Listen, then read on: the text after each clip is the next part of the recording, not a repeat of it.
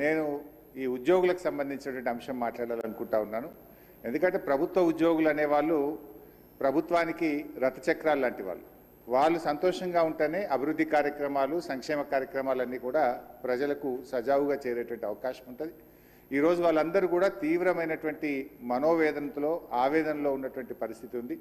ముఖ్యంగా దేశంలో ఎక్కడ లేని విధంగా ఈరోజు రాష్ట్ర ప్రభుత్వ ఉద్యోగులకు 6 డిఏలు పెండింగ్లో ఉన్నటువంటి పరిస్థితి. అదేవిధంగా పీఆర్సీ అధ్యక్ష, ఈ ప్రభుత్వం వచ్చి 2 సంవత్సరాలైనా ఇంతవరకు పీఆర్సీ ఇవ్వలేదు. ఉద్యోగులందరూ కూడా కోరుతా ఉన్నారు వెంటనే పీఆర్సీ విడుదల చేయాలని. గతంలో కేసీఆర్ గారు 43-39% పీఆర్సీని మా ప్రభుత్వం ఇచ్చింది అధ్యక్ష. అదేవిధంగా ఉద్యోగులకు ఎంప్లాయీస్ హెల్త్ ఇన్సూరెన్స్ స్కీమ్ ఆ రోజు మేము జీవో కూడా ఇచ్చాం. దాన్ని మీరు అమల్లోకి తెస్తామని చెప్పి మేనిఫెస్టోలో పెట్టి కూడా ఈహెచ్ఎస్ స్కీమ్ను అమల్లోకి తేలేదు. దాన్ని కూడా వెంటనే అమల్లోకి తేవాలి. ఉద్యోగుల జీపీఎఫ్ తదితర బకాయిలన్నీ కూడా విడుదల చేయాలని మీ ద్వారా ప్రభుత్వాన్ని కోరుతున్నాం అధ్యక్ష. ముఖ్యంగా రిటైర్డ్ ఉద్యోగులైతే ఈ మధ్య మనం చూస్తూ ఉన్నాం 39 మంది రిటైర్డ్ ఉద్యోగులు బెనిఫిట్స్ ప్రభుత్వం నుంచి వాళ్ళ సేవింగ్స్ వాళ్ళకి ఇవ్వకపోవడం వల్ల వైద్యం కూడా చేయించుకోలేక ఈరోజు 39 మంది రిటైర్డ్ ఉద్యోగులు మరణించారు. బీఆర్ఎస్ హయాంలో కూడా దాదాపు 15,000 మంది రిటైర్డ్ ఉద్యోగులు రిటైర్ అయితే వాళ్ళందరికీ మేము టైం మీద డబ్బులు ఇచ్చాం.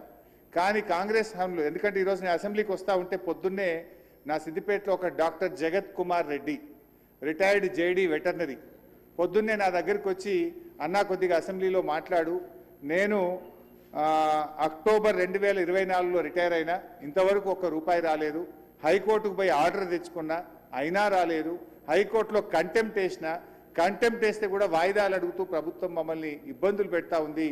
మా రిటైర్డ్ ఉద్యోగుల పెన్షన్ బెనిఫిట్లు ఇప్పించండి, చావు బతుకుల్లో ఉన్నటువంటి మమ్మల్ని కాపాడండి.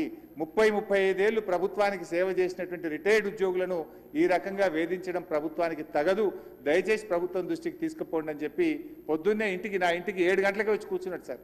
నేను బయటకు వచ్చేసరికి ఏంది ఇంత పొద్దున్న వచ్చినావంటే ఇట్లా ఉందన్న ఆరోగ్యం బాగాలేదని చెప్పమంటే బట్టి గారికి చెప్తా తప్పకుండా ఈరోజు నేను మాటించి వచ్చి ఈరోజు చెప్తా ఉన్నాను అధ్యక్ష. అదేవిధంగా అధ్యక్ష, సిపిఎస్ ఉద్యోగులను ఓపీఎస్గా మారుస్తామని ఆ రోజు కాంగ్రెస్ పార్టీ ఎన్నికల్లో హామీ ఇచ్చింది. మరి ఎప్పటిలోగా ఓల్డ్ పెన్షన్ స్కీమ్ అమలు చేస్తారు? మరి ఈలోపు గత 2 సంవత్సరాల నుంచి సిపిఎస్ కింద రాష్ట్ర ప్రభుత్వం కట్టాల్సిన కాంట్రిబ్యూషన్ డబ్బులను కూడా మీరు కట్టకుండా దాన్ని దారి మళ్లిస్తూ ఉన్నారు. అసలు కాంట్రిబ్యూషను కట్టలేరు, ఓపీఎస్ తేకపోవడం వల్ల 2 లక్షల మంది సిపిఎస్ ఉద్యోగుల భవిష్యత్తు ఈరోజు ప్రశ్నార్థకంగా మారుస్తూ ఉన్నారు.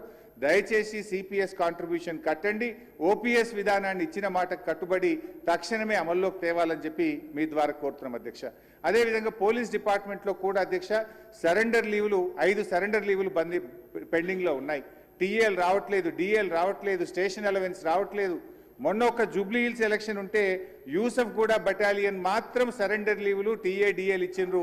రాష్ట్రంలో 1,00,000 మంది పోలీసులకు సరెండర్ లీవులు టీఏలు డిఏలు రాక ఇబ్బందులు పడతా ఉన్నారు. దయచేసి పోలీసులను కూడా ఆదుకోవాలని, గతంలో నేను ఫైనాన్స్ మినిస్టర్గా ఉన్నప్పుడు ఎప్పటికప్పుడు సరెండర్ లీవులు టీఏ డిఏలు ఇచ్చాం. ఈ ప్రభుత్వం వచ్చిన 2 సంవత్సరాల నుంచి పెండింగ్లో ఉన్నాయి కనుక వాటిని విడుదల చేయండి. ఇలా పోలీసులు కూడా తీవ్రమైనటువంటి ఆవేదనలో ఉన్నారు. పోలీసులకు ఉండే ఆరోగ్య భద్రత స్కీమ్ కూడా బంద్ చేసిండ్రు. మీరు ₹1,00,000కే పరిమితం చేసిండ్రు. పోలీస్ కానిస్టేబుల్ చాలా ఇబ్బంది పడతా ఉన్నారు. ఆరోగ్య భద్రతను పునరుద్ధరించండి, గతంలో మాదిరిగా కార్పొరేట్ వైద్యం పోలీసులకు అందించాలని చెప్పి కోరుతూ కాంగ్రెస్ పార్టీ ఎన్నికల మేనిఫెస్టోలో తక్షణమే మేము ఉద్యోగులకు పీఆర్సీ ఇస్తాము, పెండింగ్ డిఏలు ఇస్తాము, బకాయిలు ఇస్తాము, ఓపీఎస్ తెస్తామని మాట ఇచ్చి ఈరోజు కాంగ్రెస్ పార్టీ 2 ఏళ్లైనా అమలు చేయకుండా మోసం చేస్తూ ఉంది. జరిగిన అన్యాయం ఇప్పటికే చాలా జరిగింది. తక్షణమే ఇప్పటికైనా ఉద్యోగులకు, రిటైర్డ్ ఉద్యోగులకు, పోలీసులకు ఇచ్చిన హామీకి కట్టుబడి మేలు చేయండి అని చెప్పి మీ ద్వారా ఆర్థిక మంత్రి డిప్యూటీ సీఎం గారిని నేను కోరుతా ఉన్నా అధ్యక్ష.